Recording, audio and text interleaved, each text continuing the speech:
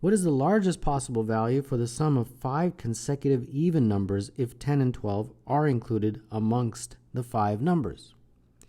So we've got 10 and 12, and we've got 3 more. Now I want the largest possible sum, so I'll choose the largest possible consecutive even number. So I'll go on this side instead of going that way.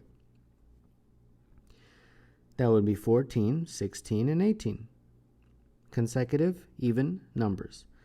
Add all these up and we get 10 plus 12 plus 14 plus 16 plus 18. And that is equal to 70.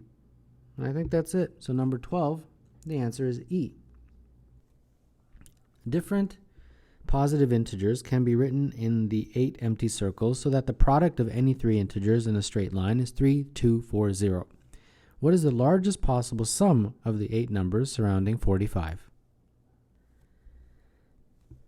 The number 3, 2, 4, 0 is going to be the result of 45 times 2 numbers. So for example, if this was A and this would be, if that was B, it would be 45 times A times B. So that means A times B is going to be 3240 divided by 45, which is 72. So any A-B combination, 1 multiplied together, must equal 72. So what we need to do is look at factors of 72, and there's quite a few of them. 1, 2, 3, 4, 6, 8, 9, 12, 18, 24, 36, and 72. So in each of these, circles, we've got to put some sort of numbers to maximize all the numbers sum. Okay, well, if I want the maximum largest possible sum, I'll put in the largest possible numbers. So 72 will go here, but that's got to go with a 1, right? Because it has to match. A times B has to be 72. I put a 36 here. That has to match with 2. Put a 24 here. And that goes with 4, I believe. Or no, 3. And then I put 18 here. And that will match with 4. So this sum of these numbers is what they're looking for. And if you add them up, you get a total of 160. And that is the largest you can possibly make it. So number 14, the answer is E. If A and B are positive integers and 20 over 9 is equal to 1 plus 1 over 1 plus A over B, what is the least possible value of A plus B? Let's first put this fraction together. So 1 plus A over B. So top and bottom by B, getting a common denominator. And that's going to be B plus A over B. So invert and multiply that. And that's going to be B over B plus A. And then get a common denominator, which is B plus A plus B over B plus A. And that's 20 over 19. Okay.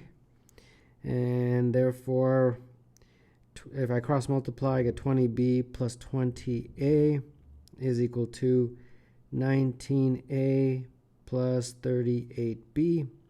So that's going to be a is equal to 18b. They want the least possible value. Okay, so let's start with the smallest possible positive integer, which is 1 for b. And if that's the case, a would be 18. And then therefore a plus b would be 19. Number 20, the answer is B. What is the largest positive integer n that satisfies n to the power of 200 is less than 3 to the power of 500? Now I actually did this with logs and it works out beautifully. But this is a grade 10 contest. I'm not sure if logs are taught in grade 10. I knew about logs, but I'm different. So let's just do it without logs. And it can be done pretty simply. First and foremost, let's just write out the inequality. And what I want to do is make this simpler, and I can do that by just taking everything to the 1 over 100th power. If I do that, I get n over 2, or sorry, n to the power of 2, right? 200 over 100. And then this one becomes 3 to the power of 5. Yeah. So as you can see, this is completely valid, and it's much simpler.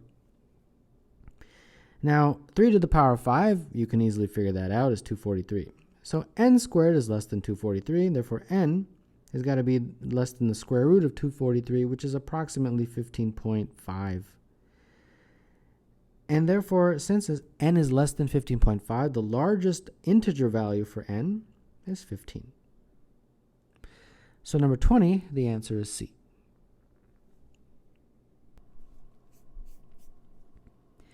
Of the 5 answers shown, which is the largest amount of postage you cannot make using only 5 and 8 cent stamps? Okay, so let's start with the largest one and move backwards.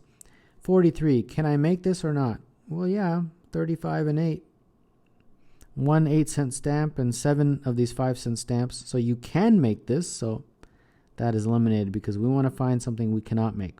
And in particular, the largest one. That's why I started with the largest and moving down. Let's go to 39. 39 you can. 15 plus 24 would do it.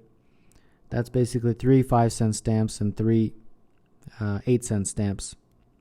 So that can be made, so that's gone. 27. 27 is the one that if you fiddle around with any possible variations of 5 and 8-cent stamps, it cannot be made.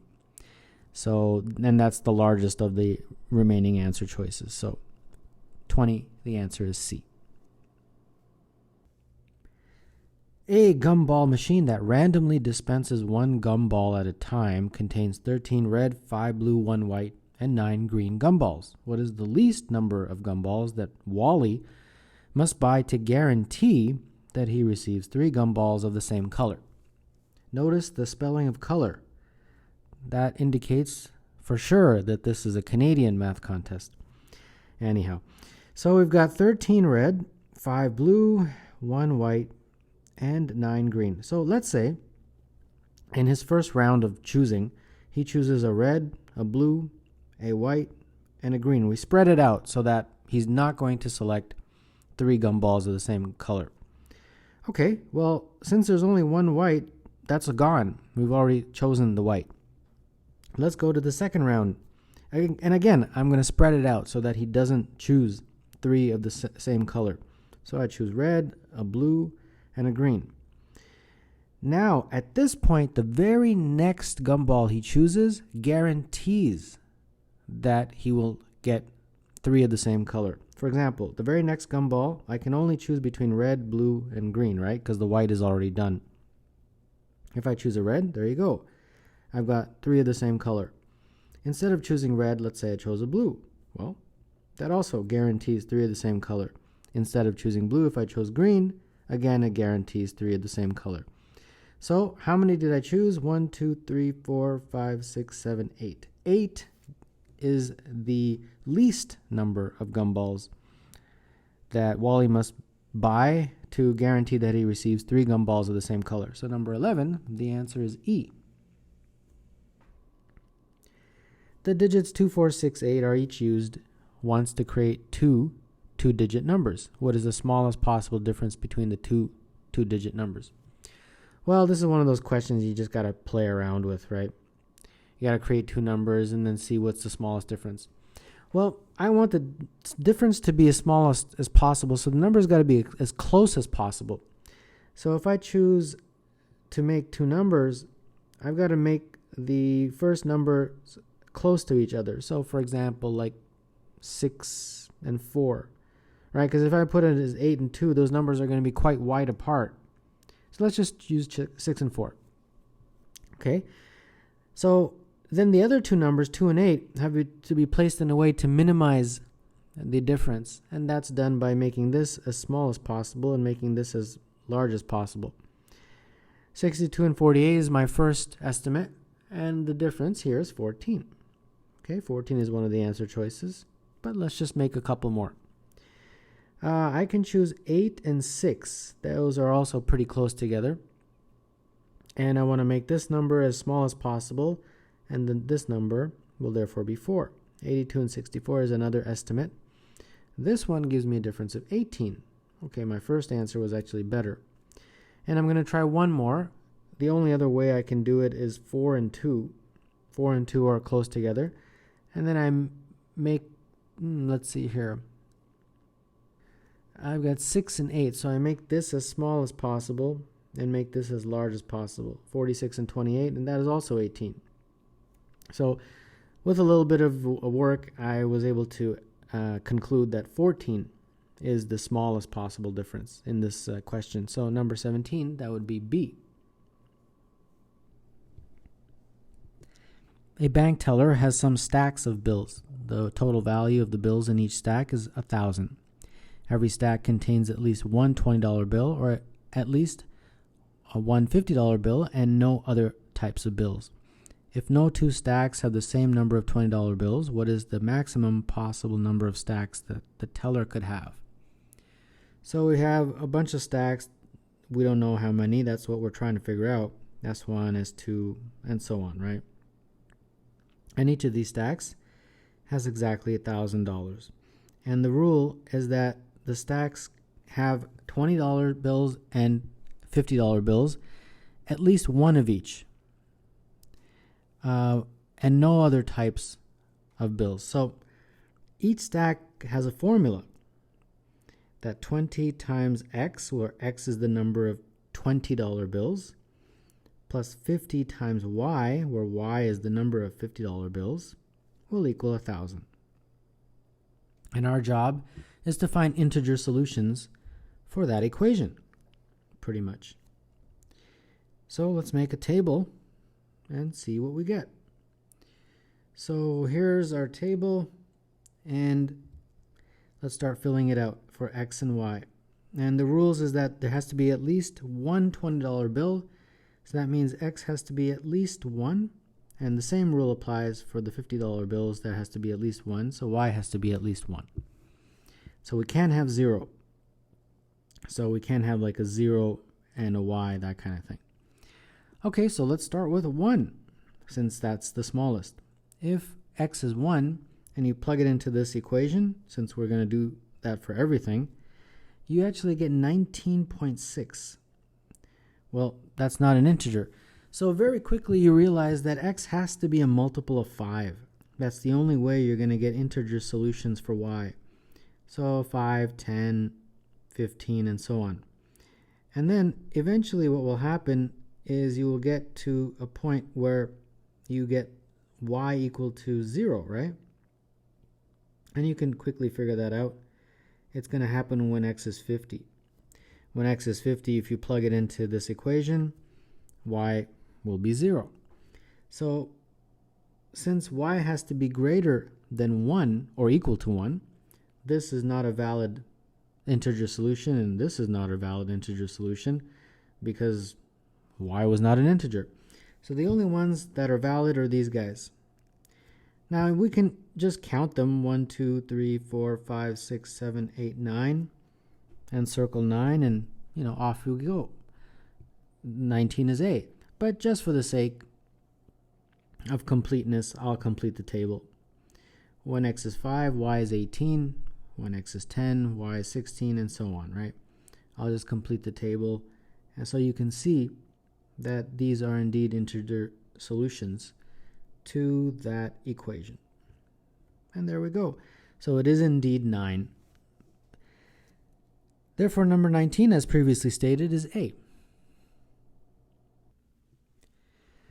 Two positive integers, A and B, have the property that if A is increased by 25%, the result will be greater than 5 times the value of B. What is the minimum possible value for A plus B? So we have A, and we are increasing it by 25%. So we are basically multiplying by 5 over 4. And if you do that, it's greater than 5 times the value of B. So this is basically the setup for the question, the inequality. Working with this, cross multiply the 4 and you get 5A is greater than 20B, and therefore A is greater than 4B. Now they want the minimum possible value of A plus B, and both A and B are positive integers. So what's the smallest positive integer I can choose for my value of b? Well, it's got to be 1, right? So if indeed b is 1, a must be greater than 4 times 1. A must be greater than 4. So what's the smallest possible minimum value I can choose for a now? That is a equal to 5. So there we go. I chose 1 for b, and that led me to get 5 for a. So therefore, the minimum possible value of a plus b will be 5 plus 1, which is 6. So number 14, the answer is B. If m and n are consecutive positive integers, and n squared minus m squared is greater than 20, then the minimum possible value of n squared plus m squared is?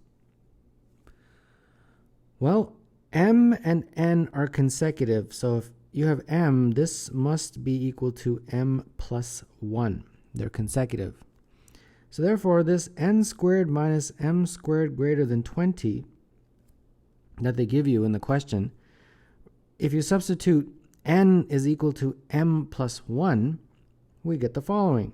M plus 1 squared minus m squared is greater than 20. So if you expand this out, you get m squared plus 2m plus 1 minus m squared is greater than 20. The m squareds cancel, and you just get left with 2m plus 1 is greater than 20. Put the 1 on the other side, and you get 2m is greater than 19. And therefore, m is greater than 19 over 2. So therefore, m is greater than 9.5. Now, we are talking about finding minimums, right? So the minimum possible integer that you can have if m is greater than 9.5 is m equal 10, right? And therefore, n is m plus 1, so n will be 10 plus 1, which is 11. And now we have to find the value of that, n squared plus m squared. So n is 11, m is 10, so that's 121 plus 100, and that is 221. So number 15, the answer is E.